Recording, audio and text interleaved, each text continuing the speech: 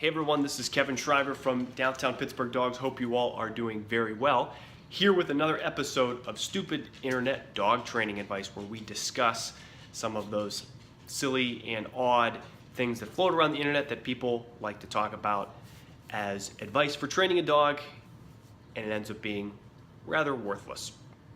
In this episode, I want to talk to you about using 2 leashes. I've seen a lot of people walk around town with a dog that they don't have control, or people say my dog doesn't walk well or pulls, blah blah blah, and they say they have to use, I use 2 leashes, or I have 2 different collars that I use for my dog at the same time. This is terrible. If you have to use 2 leashes and 2 collar systems on your dog, or 2 connections of the leash. Some people have the leash that loops around and it connects at one end, then it loops around, then connects at another part of the dog's body. If you have to do that, you need to get training for your dog. The point of the leash is that it gives you feedback based on the connection that it has to your dog, and then you get to give the dog feedback, give it leadership, give it direction based on that connection. That's the training part of it.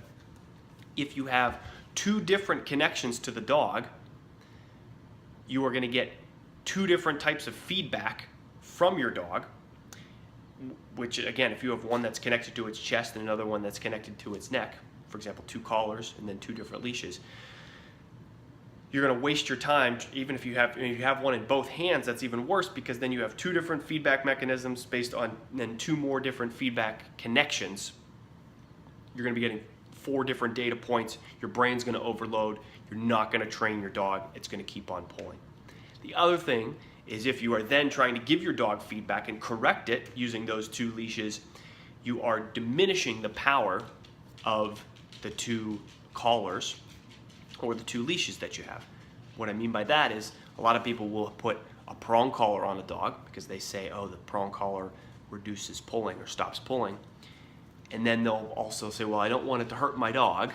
And then they'll connect it to a flat collar. So they'll have a prong collar and a flat collar on the dog's neck at the same time. But then they'll clip it, both connections for the prong collar and the flat collar, to the same leash. Well, guess what? You're reducing the effectiveness of the prong collar, and you're wasting it. You're basically 50% of both, using 50% of both collars. This is idiotic.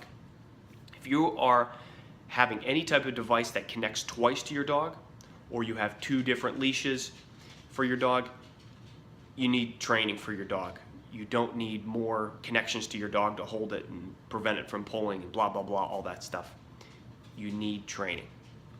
Don't use 2 leashes. You need to find the right gear that works based on the tactics as well as your skill level. You need to be comfortable with what you're using. 1 item is the way to go. More than 1 is way too distracting, and you'll get nothing accomplished. If you have any questions, please leave a comment below. Again, this is Kevin Shriver from downtown Pittsburgh Dogs. Thanks for watching.